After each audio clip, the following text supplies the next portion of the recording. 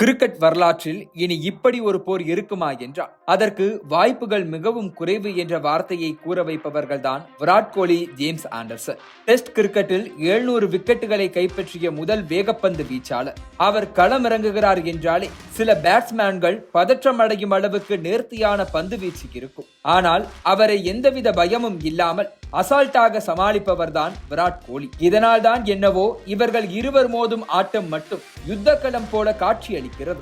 2014ஆம் ஆண்டு இந்திய கிரிக்கெட் அணி இங்கிலாந்துக்கு சுற்றுப்பயணம் மேற்கொண்ட போது இந்தியாவின் எதிர்கால நம்பிக்கை என்ற பெயரை வாங்கியவர் விராட் கோலி.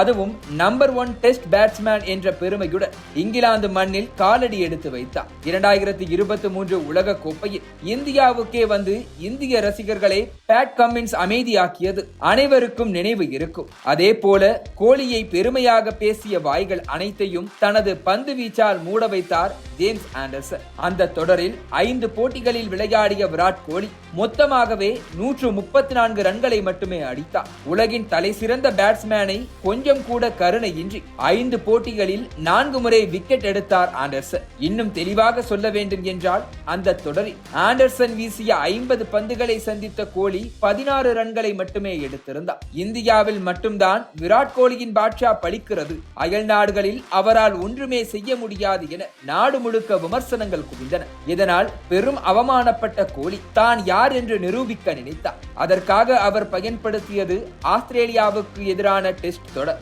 அதே 2014ஆம் ஆண்டு இறுதியில் நடந்த அந்த தொடரில் விராட் கோலி ஆடிய ருத்ர தாண்டவத்தை இன்று வரை எந்த ரசிகரும் மறந்திருக்க வாய்ப்பில்லை. வெறும் 4 போட்டியில் 692 ரன்களை குவித்தார். அதில் 4 சதங்களும் அடங்கும். இப்படி திறமையை நிரூபிக்க வாய்ப்பு கிடைத்த கோலிக்கு ஆண்டர்சனை பழிதீர்க்க மட்டும் போட்டிகள் அமையவில்லை. 2014க்கு பின் 2018ஆம் ஆண்டுதான் இந்திய அணி இங்கிலாந்து சென்றது. தனது 4 வருட பகையை அங்கு வைத்து தீர்த்து கொண்டார். அந்த தொடரில் ஆண்டர்சன் ஓவர்களில் மட்டும் விராட் கோலி அதிரடி காட்டியது 4 வருட பகையை மேலும் அதிகரித்தது. இன்னும் குறிப்பாக சொல்ல வேண்டுமானால் 7 இன்னிங்ஸில் 282 ரன்களை அடித்த விராட் கோலி ஒரு முறை கூட ஆண்டர்சனிடம் அவுட் ஆகவில்லை. பழிக்கு பழி என முடிந்தது என நினைத்தார். அடுத்தடுத்த தொடர்களில் தான் எதிர்பார்ப்பு எகிரியது. இருவரின் மோதலை காணவே மைதானத்திற்கு ரசிகர்கள் கூட்டம் அலைமோதும். ஒவ்வொரு முறையும் கோலியின் பலவீனத்தை துல்லியமாக கண்டறிந்து ஆண்டர்சன் பந்து வீச வருவார்.